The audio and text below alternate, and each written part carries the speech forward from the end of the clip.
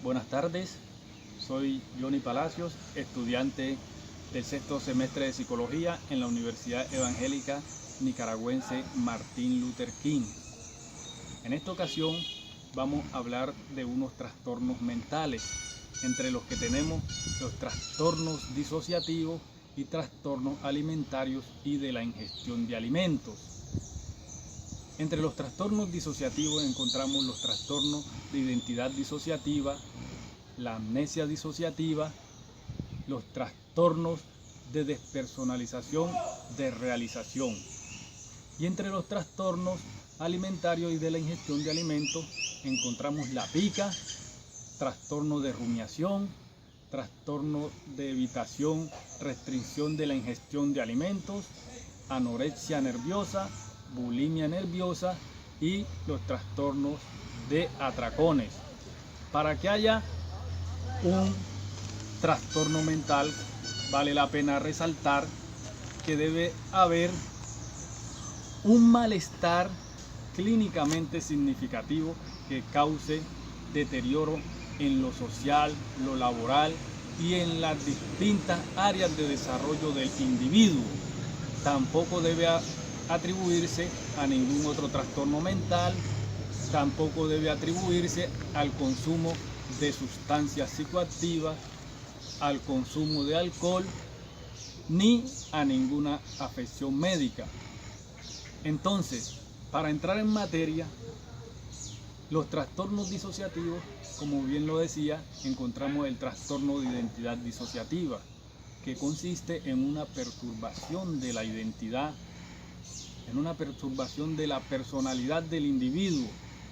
En algunas culturas esto lo tenían o lo tienen como si es una posesión en la persona, como si algunos espíritus poseyeran al individuo y por eso actúa así, pero ahora sabemos que este es un trastorno de identidad disociativa, que es un distorsionamiento o una discontinuidad del sentido del yo, que se acompaña de unas alteraciones relacionadas con el afecto, con el comportamiento, con la conciencia, con la memoria, con la percepción y el funcionamiento socioafectivo.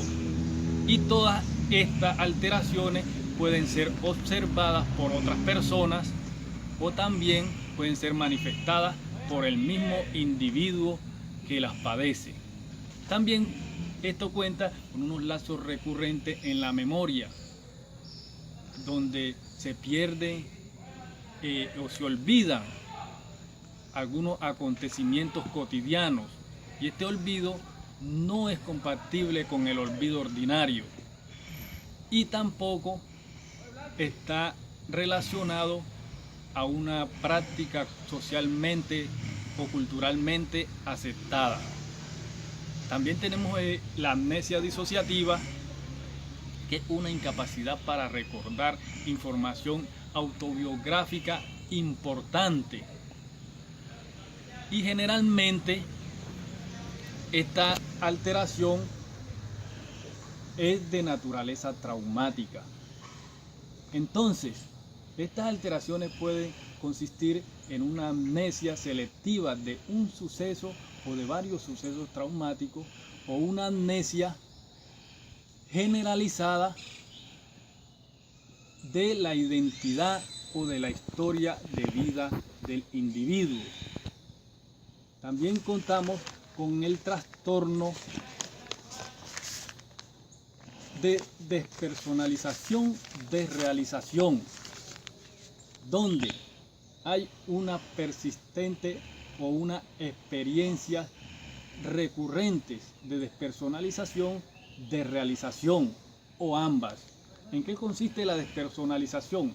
La despersonalización es una experiencia de irrealidad, distanciamiento o de uno ser observador, un observador externo, respecto a los pensamientos, respecto a las sensaciones, respecto al cuerpo o a las acciones que uno mismo realiza.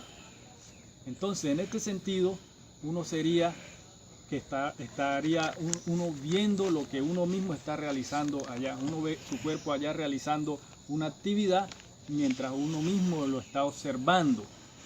Y la desrealización es una experiencia de irrealidad o distanciamiento, ya no de uno mismo, sino del entorno, donde uno ve las cosas como si son irreales.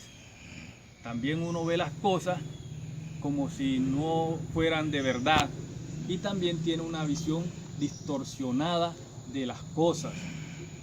Ya uno ve distorsionado todo, ya uno ve distorsionadas las cosas, ya uno ve todas las cosas como si fueran irreales. Entonces, eso en cuanto a los trastornos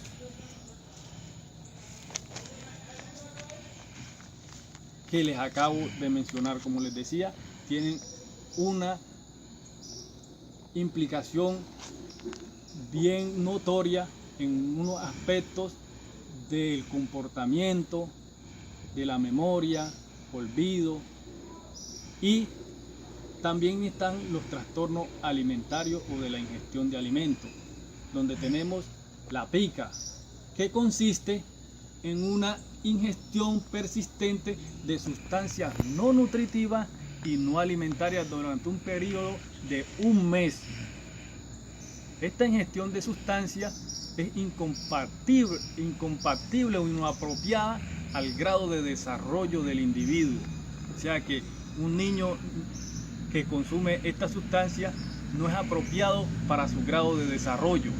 También este comportamiento alimentario no forma parte de una práctica culturalmente asociada o aceptada en el entorno del individuo.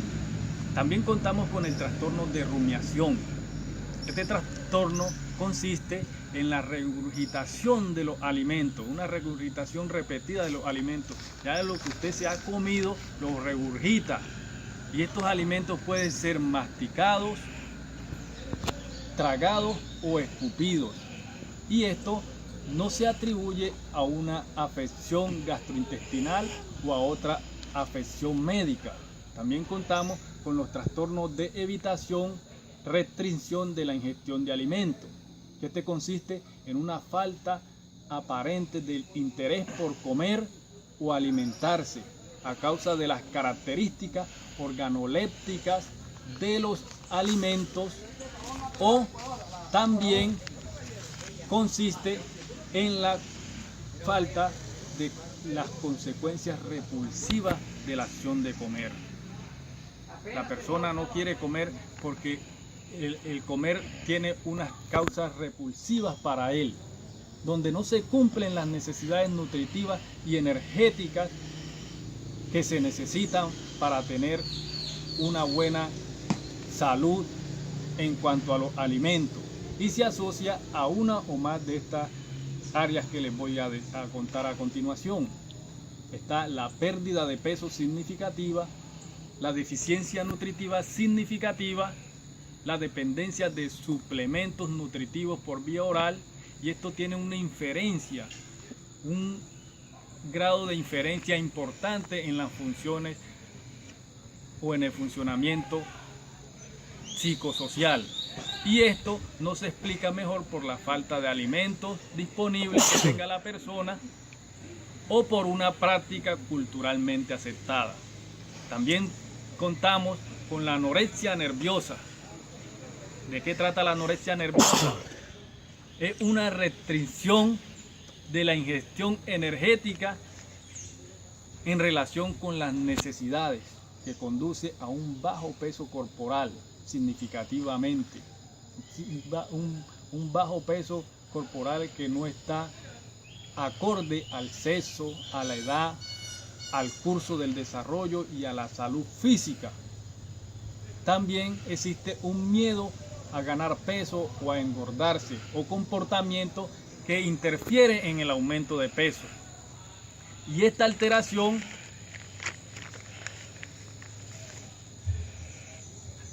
forma parte o hace que nosotros mismos veamos nuestro peso de una forma diferente, o que no tengamos en cuenta las consecuencias de ese peso tan bajo. Entonces, También encontramos que tenemos la bulimia nerviosa. En la bulimia nerviosa hay unos episodios recurrentes de atracones. ¿Qué son los atracones? Es una ingestión en un periodo determinado de una cantidad de alimentos superior a la que la mayoría de las personas ingieren en el mismo periodo de tiempo que lo hizo esa persona.